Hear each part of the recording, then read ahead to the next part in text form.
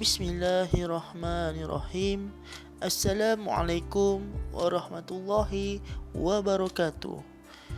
Kembali kita pada minggu kedua PDPR kelas Al-Quran dan Fardu Ain bagi subjek ibadah tahun 4, 5 dan 6. Ingin saya berkongsi kata-kata hikmah yang bermaksud. Tanpa keberanian, mimpi tidak bermakna. Dalam konteks ini, hendaklah kita berani mencuba sesuatu yang baru, berani untuk melakukan kebaikan, berani untuk menegur dan berani untuk bercakap perkara yang benar. Jadi, untuk video yang seterusnya, kita ikuti selepas ini. Baiklah, berikut merupakan nota untuk minggu kedua pembelajaran ibadah tahun 4. Jadi, kita akan lihat penerangan di video seterusnya. Okey, sekarang ni kita sambung pelajaran kedua kita, iaitu tentang cara melaksanakan azan dengan betul. Baiklah, azan ialah satu ibadah. Okey, jadi sebagai maklumatlah, semua ibadah yang kita lakukan hendaklah dilaksanakan dengan betul agar ibadah tu menjadi ibadah yang sempurna. Sebab itulah kena tahu cara-cara dia. Oi, yang pertama, bila kita nak melakukan azan, first sekali mestilah kita menghadap ke arah kiblat. Okey, yang kedua, meletakkan kedua-dua tangan ke telinga. Contoh macam ni. Okey. Letak macam ni. Contoh, meletakkan kedua-dua tangan ke telinga. Okey, jadi nota cara melaksanakan azan daripada nombor 1 sampai nombor 6 sila salin dalam buku tulis. Manakala lafaz dan jawab tu tidak perlu disalin. Selepas letak tangan ke telinga, azan mesti dilafazkan dengan suara yang kuat ataupun suara yang lantang. Sebab azan kan nak beritahu orang ramai tentang telah masuk waktu solat. Jadi mesti dengan suara yang kuat, tak boleh berbisik. Baru nama azan. Kalau bisik tu bukan namanya azan, namanya bisik lah. Okey, yang keempat, walaupun azan ni terdapat barisan ayat Allahu Akbar, tetapi kena jaga hukum tajwid. Tak boleh lah Allahu Akbar, bar tu panjang, dah maksud dia lain pula. Okey, yang kelima, memalingkan muka ke kanan apabila menyebut hayya 'alas solah. Bila sebut hayya 'alas solah, Bilal akan memaling muka. Maksudnya hayya 'alas solah. Contohnya macam tu.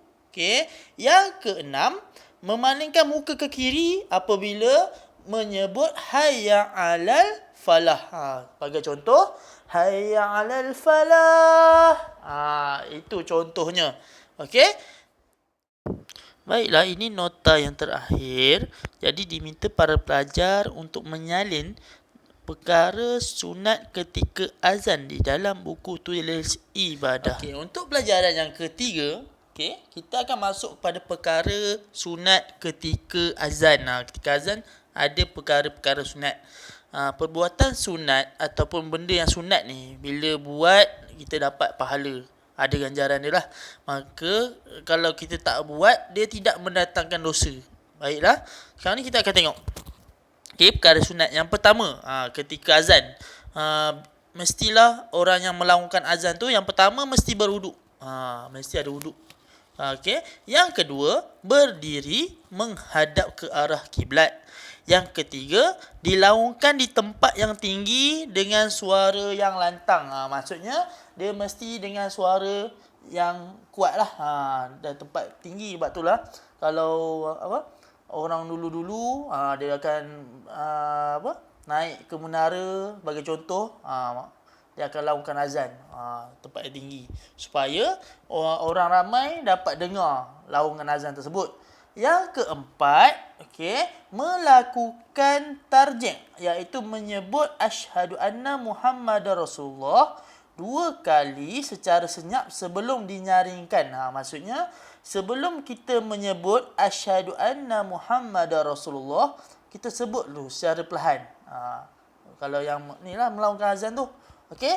Yang kelima, memalingkan muka ke kanan semasa menyebut hayya 'alas solah dan ke kiri semasa menyebut hayya 'alal falah. Jadi perkara tu sunat. Okey. Kalau tak paling, dia tidak mendatangkan apa-apa dosa ataupun membatalkan azan tu.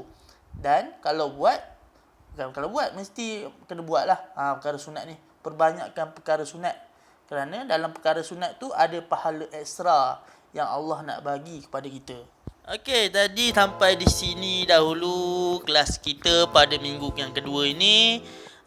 Moga mendapatlah ilmu yang diberi. Okey, dan sila jawab soalan di bawah dan juga soalan yang telah diambil di sekolah secara drive-thru. Semoga kita semua di bawah rahmat Allah Subhanahu Wa Taala dan dikurniakan kesihatan yang baik. Okey. Wallahu alam. Jumpa lagi di minggu akan datang. Assalamualaikum warahmatullahi wabarakatuh.